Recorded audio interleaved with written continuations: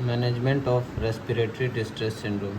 सबसे पहले respiratory distress syndrome होता है किसमें, तो babies less than 34 to 35 weeks of gestation में जो डिलीवरी होता है बेबीज़ का, क्योंकि 35 वीक्स पे जो है रेस्पिरेटरी सरफेक्टेंट का जो है फॉर्मेशन होता है 35 वीक्स पे। अगर उससे पहले जो भी अगर बच्चा पैदा होता है तो उसमें रेस्पिरेटरी डिस्ट्रेस सिंड्रोम होने का चांसेस है।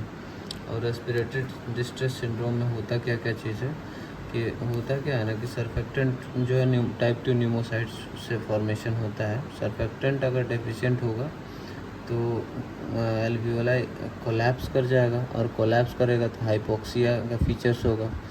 और क्लिनिकली कैसे प्रेजेंट करेगा, तो रेस्पिरेटरी रेट मोर देन 60 पर मिनट होगा, और चेस्ट इन ड्राइंग और रिट्रैक्शंस होगा, और ग्रंटिंग और साइनोसिस होगा। ठीक है, तो इसको जो है कैसे मैनेज करना है। अगर डिलीवरी रूम में जो है रेस्पिरेटरी डिस्ट्रेस सिंड्रोम हो गया, रेस्पिरेटरी डिस्ट्रेस हो गया, तो ब्रीदिंग डिफ़िकल्टी, तो उसके लिए हम कॉन्टिन्यूस पॉजिटिव एयरवे प्रेशर देते हैं ताकि एल्वियोलाई जो है कीप ओपन रहे और प्रिवेंट्स इट्स कोलैप्स। अगर 28 वीक से कम का जेस्टेशन हुआ तो prophylactic surfactant given to prevent the respiratory distress syndrome. This strategy is termed as early delivery room continuous positive airway pressure with selective surfactant. और ये जो स्कोरिंग सिस्टम आईसीयू में जो भी मैनेजमेंट किया जाता है, ये तो डिलीवरी रूम का मैनेजमेंट हो गया। आईसीयू में जो भी आईसीयू में जो भी रेस्पिरेटरी डिस्ट्रेस सिंड्रोम का मैनेजमेंट होता है वो based on Silverman scoring system पे होता है। तो रेस्पिरेटरी अगर सिल्वरमैन स्कोरिंग लेस देन 5 होगा तो मतलब है माइल्ड रेस्पिरेटरी डिस्ट्रेस सिंड्रोम है, और इस कंडीशन में मैनेजमेंट करेंगे। स्टार्ट वार्म ह्यूमिडिफाइड ऑक्सीजन करते हैं, और ऑक्सीजन का टारगेट SpO2 का टारगेट चेक करते रहेंगे, मॉनिटर करते रहेंगे पल्स ऑक्सीमेट्री से। राइट हैंड में 90 to 95% ऑक्सीजन लेवल होना चाहिए SpO2 का। और SpO2 अगर ज़्यादा कर देंगे, 95% से ज़्यादा करेंगे तो ऑक्सीजन एक्सेस ऑक्सीजन रेटिनोपैथी और प्रीमेच्योरिटी लीडिंग टू ब्लाइंडनेस कर देता है। रेटिनोपैथी और प्रीमेच्योरिटी का चांसेस है। अगर 5 to 7% है मॉडरेट रेस्पिरेटरी डिस्ट्रेस सिंड्रोम होगा। अगर सिल्वरमैन स्कोर 5 to 7 है तो स्टार्ट इसमें क्या करेंगे, continuous positive airway pressure start करेंगे, जो कि जिसका कंटिन्यूस पॉजिटिव एयरवे प्रेशर में इनिशियल प्रेशर होगा 5 सेंटीमीटर ऑफ वाटर, और प्रेशर और ऑक्सीजन कंसंट्रेशन एडजस्ट करेंगे according to response of the body.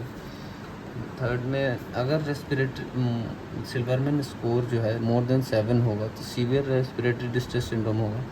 ऐसे केसेस में मैकेनिकल वेंटिलेशन देंगे। कैसे मैकेनिकल वेंटिलेशन देते हैं, और एंडोट्रेकियल इंट्यूबेशन करते हैं, और या वैगन मास वेंटिलेशन देंगे। अगर एंडोट्रेकियल उसके बाद प्लस में एंडोट्रेकियल सरफेक्टेंट थेरेपी, सरफेक्टेंट भी डालते हैं। तो इसमें क्या करते हैं कि स्टैंडर्ड गाइडलाइन क्या है कि इंश्योर टेक्निक है। इंश्योर टेक्निक इसमें इंट्यूबेशन करते हैं, सरफेक्टेंट डालते हैं, और फिर एक्सट्यूबेट कर देते हैं। और कुछ न्यूअर गाइडलाइंस है जो कि रेस्पिरेटरी डिस्ट्रेस सिंड्रोम के केसेस में परफॉर्म करा जाता है, जो कि इसमें है नॉन इन्वेसिव और less invasive. Minimally invasive surfactant therapy, LISA less invasive surfactant administration. इसमें क्या है कि फीडिंग ट्यूब या ट्रैकियल कैथेटर का यूज़ करके इसको करा जाता है। अगर कोई भी केस आता है तो मॉडरेट अगर रेस्पिरेटरी डिस्ट्रेस सिंड्रोम होता है तो इसको हमको, मॉडरेट का मतलब है सिल्वरमैन स्कोर 5 to 7 है, तो इस केसेस में कॉन्टिन्यूस पॉजिटिव एयरवे प्रेशर देंगे। अगर नो रिस्पॉन्स, कोई रिस्पॉन्स नहीं दिख रहा है, तो फिर सरफेक्टेंट थेरेपी देते हैं, और decrease the need for mechanical, जो कि मैकेनिकल वेंटिलेशन यानी कि मैकेनिकल वेंटिलेशन को का नीड को कम कर देता है। इंडिकेशंस क्या है सरफेक्टेंट थेरेपी का, तो इंडिकेशंस में हम देखेंगे कि सीवियर रेस्पिरेटरी डिस्ट्रेस सिंड्रोम है, और या फिर moderate respiratory distress syndrome with no response to continuous air positive airway pressure. ठीक है। एंटीनेटल प्रिवेंशन कैसे कैसे करेंगे? Antenatal prevention of respiratory distress syndrome, corticosteroids देंगे मदर को, जो मदर लेस देन 34 वीक्स पर डिलीवर करती है उसको रेस्पिरेटरी डिस्ट्रेस सिंड्रोम ना हो बच्चे को, उसके लिए कॉर्टिकोस्टेरॉइड प्रोफाइलेक्टिकली प्रिवेंशन के लिए देते हैं। बीटामिथासोन 12 मिलीग्राम पर डोज और 2 डोजेज 24 आवर्स अपार्ट में देते हैं।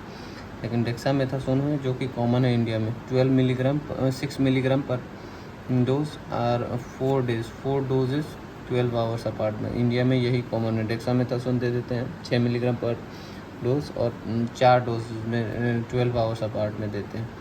और बेनिफिट्स क्या क्या है ये कॉर्टिकोस्टेरॉइड्स का, जो कि डिक्रीज कर देता है incidence of respiratory distress syndrome, necrotising enterocolitis, intraventricular haemorrhage in preterm babies, overall neonatal mortality को डिक्रीज कर देता है।